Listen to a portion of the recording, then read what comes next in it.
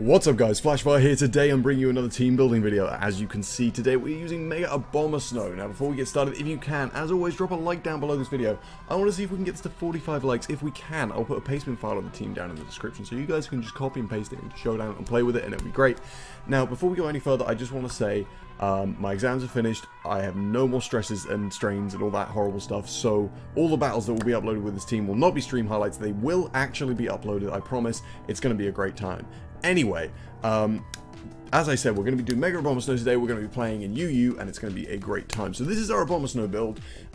We have gone for Ice Shard, Woodhammer, Earthquake, and Swords Dance, and our ability is Soundproof. I'll explain all that in a sec. So basically, this is kind of a wall breaker, I guess you would say. This will outspeed most of the wally threats in UU, of which there are loads, and hopefully break through them. You've also got that nice priority. +2 Ice Shard is nothing to laugh at. Now, the moves we've gone for, Ice Shard, Woodhammer, Earthquake, they just give really nice coverage.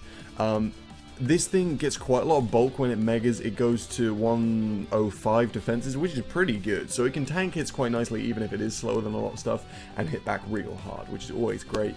So the EVs we've gone for 180 in speed, because that allows us to outspeed Relaxed Swampert after we Mega Evolve, because we go to base 30 rather than base 60 when we Mega, which is kind of sad. So that's what that's for. And then we've got Soundproof on there to stop us from taking hits from, obviously, the sound-based moves before we Mega, such as Bug Buzz and Hyper Voice. So it lets us switch into those really nicely, which works well, actually, because we have a substituting Pokemon on the team as well, which we'll get to in a bit. But anyway, yeah, that's our Swampert build. The next thing I want to go over is we're going to be using a Darmanitan today, but it's going to be a Wall Breaker Darmanitan. I thought it would be, I mean, I know we just said that the Barak was a Wall Breaker as well, but I thought it would be interesting to use this because this is a Sheer Force mon that no one ever runs a Life Orb on. So I thought I'd try it out. You can bluff choice items really nicely with this thing because it so infrequently runs anything other than a Scarf. And we're going to be running a different Scarfer on the team, so, which is, I don't know. I feel like mind games are definitely a thing with this. Obviously, it's not good to run something specifically for mind games, but mind games do work with this. Anyway, as I said, we're going to go Life Orb Sheer Force, and this means that when we use moves such as, can you just not? When we use moves that would get the Sheer Force boost, we don't get the Life Orb damage. So as long as we're using those, we can continue to bluff the choice items. So those are Flare Blitz, Rock Slide. And what else was I going to run? Definitely U-Turn. Obviously, you will take Life Orb damage when you use U-Turn, which is, you know, not great if you want to lead off with this and all that kind of stuff. And I think the final move I ended up going for was Superpower, but I think there could be a better one. Possibly Zen Headbutt. No, probably Superpower. Superpower is better coverage. And then we're just going to go Max Attack, Max Speed, and Jolly. As I said, this hits ridiculously hard. You have no idea. This just wrecks face. It's so powerful. And you can bluff Scarves and all that kind of stuff. It's great. Or you can even bluff Band and then change your move and surprise people, catch them off guard. It's just a really good time. So that's great. So we got our Darmanitan and our Abomasnow there. They're kind of our offensive pairing. They cover each other quite nicely. They're a really good pair, I think. The next thing we're going to go over is our defensive core, which is going to be a Tentacruel and a Cresselia. I am especially excited about the Cresselia. Because it's amazing, but we'll get to that in a sec. We'll go with the Tentacruel first. This is Gavin, if I can spell, and oh my god, please, this is Gavin the Tentacruel, and he's going to be carrying the Black Sludge because it's better than Leftovers, because no one can like steal it off you, or they can, but they'll take damage, and it'll be great. And we're going to be running Liquid Ooze to stop Giga Drains and all that pesky stuff, and then our moveset is going to be Rapid Spin and Toxic Spikes, because Toxic Spikes are delightful and the best thing. Rapid Spin, Toxic Spikes, Scald, and Sludge Wave, I do believe, to get around. I know Sludge Bomb has a better chance to poison, but Sludge Wave gets around the bulletproof on Chestnut, which is always good, because Chestnut is disgusting. And we're going to be running specially defensive Tentacruel. I know a lot of people like to run physically defensive and put lots of speed in and stuff. Actually, we are going to be putting some speed. I think we were running 32 speed, just to speed creep other base 100s, because there are quite a few of those. So that's really nice. So that's one of our defensive mons. It's our spinner, sets up T-Spikes. It's a great time. Our next mon, as I said, is Cresselia. This is going to be, I don't know if any of you guys probably watched BT when he was still doing Pokemon, but his Cresselia set is amazing and I love it. What it is you run Calm Mind, not Clam Mind, Calm Mind, Substitute, Moonblast, and Psyshock, and you make it physically defensive.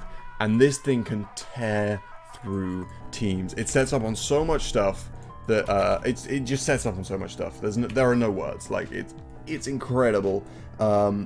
After a couple of calm minds, there's not much that can break a sub outside of a powerful dark physical move or something like that. It's just incredible. So I love this mon. We're going to be using it, and I'm super excited for it. This is probably the most likely sweeper on this team outside of this thing. It's just so powerful. I love it so much. Anyway, that's our crest and our tentacle. The next poke I want to run is Mienshao, which actually, having said that, is a very good sweeper as well. We're going to be putting a Choice Scarf on this, which, as I said, helps with the bluffing with the Darmanitan, because we can be like, oh, Darmanitan Scarf, the Mienshao's definitely not, and the Mienshao Scarf, big surprise, great, hooray.